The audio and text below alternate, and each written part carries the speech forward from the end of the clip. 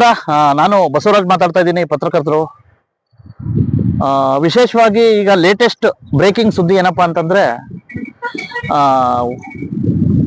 ಕರ್ನಾಟಕದ ಎರಡನೇ ರಾಜಧಾನಿ ಅಂದ್ರೆ ಬೆಳಗಾವಿಲಿ ಅಂತ ಮತ್ತೆ ಉತ್ತರ ಕರ್ನಾಟಕ ಅಂದಿದ ತಕ್ಷಣ ಸಾಕಷ್ಟು ಒಂದ್ ರೀತಿ ಪವರ್ಫುಲ್ ಶಕ್ತಿ ಕೇಂದ್ರ. ಈಗ ನಾನು ನಿಂತಿರ್ತಕ್ಕಂಥ ಒಂದ್ ರೀತಿ ಪ್ರಜಾಪ್ರಭುತ್ವದ ಸಾಂವಿಧಾನಿಕ ದೇಗುಲ ಇದೆ ನಮ್ಮ ಹೆಮ್ಮೆಯ ಸುವರ್ಣಸೌಧ. ಈಗ ಕರ್ನಾಟಕ ಸರ್ಕಾರಗಳ ಒಂದ್ ರೀತಿ ಲೇಟೆಸ್ಟ್ ಸುದ್ದಿ ಏನಪ್ಪಾ ಅಂತಂದ್ರೆ, ಪ್ರತಿ ಸಲ ಒಂದ್ ರೀತಿ ಚಳಿಗಾಲದ ಅಧಿವೇಶನ ಇದು ಸ್ಟಾರ್ಟ್ ಆಗಿದ್ದನ್ನು ಸಹ ಇಲ್ಲೇ ಬೆಳಗಾವಿಯಲ್ಲಿ ನಡೀತಿತ್ತು. ಬಹುಶಃ ನವೆಂಬರ್ ಡಿಸೆಂಬರ್ ಅಲ್ಲಿ ನಡೀತಿತ್ತು. ಆದ್ರೆ ಈಗಿರ್ತಕ್ಕಂಥ ಮಾಹಿತಿ ಪ್ರಕಾರ ಇಲ್ಲ ಒಂದ್ ಕಡೆ ಮುಂಗಾರು ಅಧಿವೇಶನ ಇಲ್ಲಿ ನಡಿಬೇಕು ಜೂನ್ ತಿಂಗಳಲ್ಲಿ ಅಂತ ಹೇಳ್ಬಿಟ್ಟು ಕಳೆದ ಬಾರಿ ಸ್ಪೀಕರ್ ಅವರು ಡಿಸ್ಕಷನ್ ಮಾಡಿದ್ರು. ಸದರಿ ಪ್ರಕಾರ ಬೆಳಗಾವಿ ಸುವರ್ಣಸೌಧ ಅಧಿವೇಶನದಲ್ಲಿ ಎಲ್ಲ ಒಂದ್ ಕಡೆ ಮುಂಗಾರು ಅಧಿವೇಶನ ನಡೆಯೋದು ಫಿಕ್ಸಾ ಅಂತಕ್ಕಂತ ಒಂದ್ ರೀತಿ ಚರ್ಚೆ ತುಂಬಾ ನಡೀತಾ ಇದೆ. ಇಂತಹ ಸಂದರ್ಭದಲ್ಲಿ ಸಾಕಷ್ಟು ಈಗ ಒಳಗೆ ಆದಷ್ಟು ಸಿದ್ಧತೆಗಳು ನಡೆದಿದವಂತೆ ನನಗ್ ಬಂದಿರೋ ಮಾಹಿತಿ ಪ್ರಕಾರ. ಜೊತೆಗೆ ಇವತ್ತು ಸ್ಪೀಕರ್ ಸಾರ್ಗೆ ನಾನು ಕಾಲ್ ಮಾಡಿದ್ದೆ, ಮೊನ್ನೆ ಹೊರಟ್ಟಿ ಸಾಹೇಬ್ರಿಗೆ, ವಿಧಾನ ಪರಿಷತ್ ಸಭಾಪತಿ ಸಾಹೇಬ್ರಿಗೆ. ಅವರು ಸಹ ಇದ್ರ ಬಗ್ಗೆ ಪೂರಕವಾಗಿ ನಡಿಬಹುದು ಮೋಸ್ಟ್ಲಿ ಅಂತಕ್ಕಂಥ ಮಾತುಗಳು ಹೇಳಿದ್ದಾರೆ. ಈಗ ಇನ್ನೊಂದು ವಿಷಯ ಏನಪ್ಪಾ ಅಂದ್ರೆ, ಇದಕ್ಕೆ ಚರ್ಚೆಗಳು ಆಗ್ತಾವೆ, ಮತ್ತೆ ಸಾಕಷ್ಟು ಪರ ವಿರೋಧ ಚರ್ಚೆಗಳು ಆಗ್ತಾವೆ. ಒಂದ್ ಕಡೆ ಚಳಿಗಾಲದ ಅಧಿವೇಶನದಲ್ಲಿ ಸಾಕಷ್ಟು ಒಂದ್ ರೀತಿ ಏನು ಕುಯ್ಲಿಗೆ ಬಂತಿದ್ವು, ಸಾಕಷ್ಟು ಜಾಗಗಳು ಸಿಗ್ತಿದ್ವು, ಸಾಕಷ್ಟು ಸುಗಮವಾಗಿ ನಡೆಸಬಹುದಾಗಿತ್ತು. ಆದ್ರೆ ಮಳೆಗಾಲ ಇನ್ನೊಂದು 10 ದಿವಸಗಳಲ್ಲಿ ಮಳೆಗಾಲ ಪ್ರವೇಶ ಮಾಡುತ್ತೆ. ಆನಂತರ ಆ ಸಂದರ್ಭದಲ್ಲಿ ಸಾಕಷ್ಟು ಒಂದ್ ರೀತಿ ರೈತರು, ರೈತಾಪಿ ವರ್ಗದವರು, ಸಾಕಷ್ಟು ಸಂಘಟನೆಗಳು ಮತ್ತೆ ಪ್ರಗತಿಪರರು ಎಲ್ಲ ಒಂದ್ ಕಡೆ ಸಂಪೂರ್ಣವಾಗಿ ಭಾಗವಹಿಸೋದಕ್ಕೆ ಮತ್ತೆ ಸುವರ್ಣಸೌಧ ನೋಡಲು ಆಗೋದಿಲ್ವೇನೋ ಅನಿಸ್ತೈತೆ.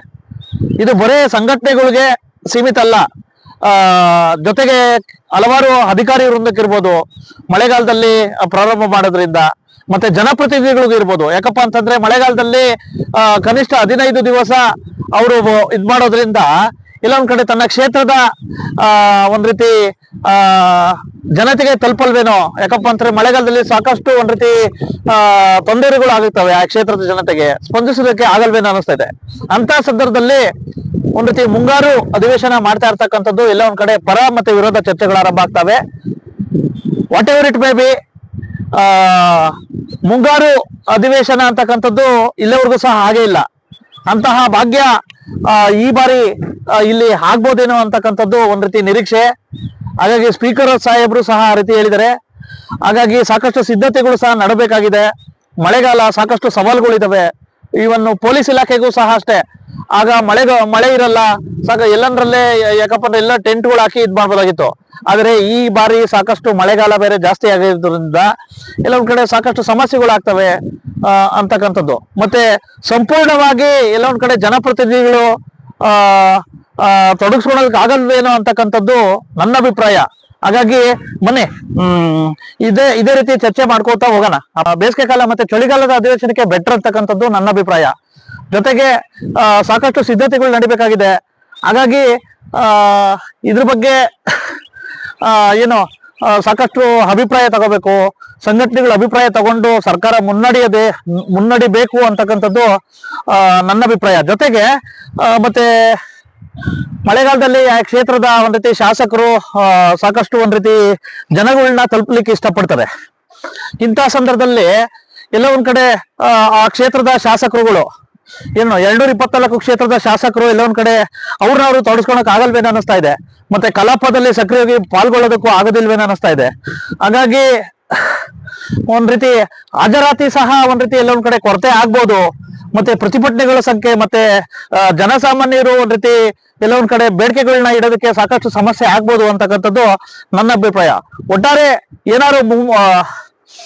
ಮುಂಗಾರು ಅಧಿವೇಶನ ಏನಾದ್ರು ಸ್ಟಾರ್ಟ್ ಆದ್ರೆ ಅದು ಸಹ ಯಶಸ್ವಿ ಆಗ್ಲಿ ಅಂತಕ್ಕಂಥ ಮಾತುಗಳನ್ನ ಹೇಳ್ತಾ, ಎಲ್ಲರೂ ಸಹ ಸಹಕರಿಸೋಣ ಅಂತಕ್ಕಂಥ ಮಾತುಗಳನ್ನ ಹೇಳ್ತಾ, ಮುಂಗಾರು ಅಧಿವೇಶನ ಈ ಬಾರಿ ಬೆಳಗಾವಿ ಸುವರ್ಣಸೌಧದಲ್ಲೇ ನಡೆಸುವ ಬಗ್ಗೆ ಸ್ಪೀಕರ್ ಬಸವರಾಜ ಹೊರಟ್ಟಿ ಕೊಟ್ಟರು ಮಹತ್ವದ ಸುಳಿವು.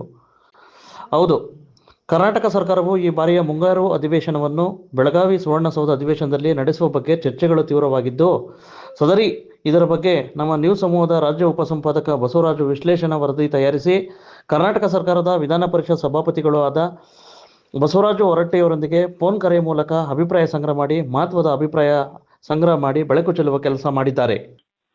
ಈಗ ಮುಂಗಾರು ಅಧಿವೇಶನ ಏನೋ ಇಲ್ಲಿ ಸುವರ್ಣಸೌಧ ಅಧಿವೇಶನದಲ್ಲಿ ನಡೆಸಿ ಒಂದ್ ರೀತಿ ಸುವರ್ಣಸೌಧದಲ್ಲಿ ಬೆಳಗಾವಿಯಲ್ಲಿ ನಡೆಸಿ ಒಂದ್ ರೀತಿ ದಿಟ್ಟ ಹೆಜ್ಜೆ ಇಡ್ತಾ ಇದ್ದೀರಂತೆ. ಗೊತ್ತಿಲ್ಲಪ್ಪ, ಏನಾದ್ರು ಔಪಚಾರಿಕವಾಗಿ ಮಾತಾಡಿದ್ರು. ಹಾ ಸರ್. ನಾನು ಕೇಳಿದ್ ನಾನು ಹಾ ಸರ್. ನೋಡೋಣ ಬೆಳಗಾವಿ ಮಾಡೋಣ ಅಂತ ಅಂದಿದ್ರು. ಹಾ ಸರ್.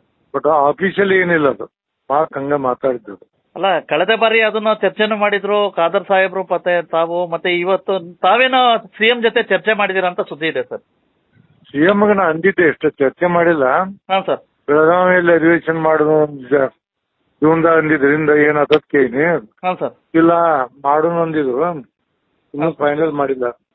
ಇನ್ನೂ ಫೈನಲ್ ಏನಾಗಿಲ್ಲ.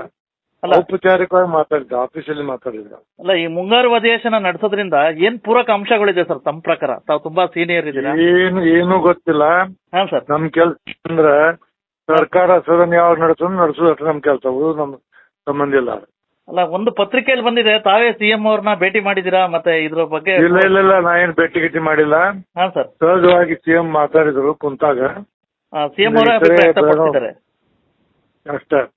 ಈ ಸರಿ ಬೆಳಗಾವಿ ಮಾಡಿದ್ರೆ ಹಂಗಂತ ಚರ್ಚೆ ಮಾಡಿದ್ವಿ ಸರ್. ಅದಕ್ಕೇನಂದ್ರು ಸರ್ ಸಿಎಂ ಸಾಹೇಬ್ರು? ಚರ್ಚೆ ಮಾಡಿದ್ವಿ, ನೋಡೋಣ ಏನಾರು ಮಾಡೋಣ, ಬೆಳಗಾವಿಗೆ ನೋಡೋಣ ಈ ಸರಿ ಅಂದಿದ್ರು. ಹಾ ಸರ್. ಬಟ್ ಯಾವ್ದೇ ಡಿಸಿಷನ್ ಆಗಿಲ್ಲ. ಮತ್ತೆ ಸರ್ಕಾರ ತೀರ್ಮಾನ ಮಾಡೋ ಸರ್ಕಾರ ನಾನಲ್ಲ. ಜೂನ್ ಸೆಕೆಂಡ್ ವೀಕ್ ಏನೋ ನಡೀತೈತೆ ಅಂತ ಹೇಳ್ಬಿಟ್ಟು ಒಂದು ಇದಿದೆ. ಓದಿ ನಾನು ಕೇಳಿದೆ ನೀನ್ ನನಗ. ಹಾ ಸರ್. ನಡೆದ್ರೆ ಜೂನ್ದಾಗ ನಡಿಬಹುದು ಅಂತ ತಿಳ್ಕೊಂಡ ಅಂದಿದ್ವಿ. ಜೂನ್ದಾಗ ಒಬ್ಬ ಬೆಂಗಳೂರು ಬದ್ಲಿ ಬೆಳಗಾವಿ ಮಾಡಿದ್ರು, ಈ ಸರಿ ಚೇಂಜ್ ಆಗತ್ತೆ ಅಂದಿದ್ರು. ಹಾ ಸರ್. ಆಯ್ತು ತಂದಿದ್ವಿ ಅಷ್ಟ. ಹಾ ಸರ್. ಏನ್ ನಡಿಬಹುದಾ ಸರ್? ಮೋಸ್ಟ್ಲಿ ನಡಿಬಹುದು. Yes sir. Thank you sir. Thanks for watching Read, Discuss and Debate with editor Dr. Yan Prashant Rao. Wanted reporters in print, digital and visual media for Bharat Vaibhav Daily Newspaper, BV News 5 Channel and BV Fast Web News from all the talukas of Karnataka, Goa and Maharashtra. If interested, send your resume to 9019229369.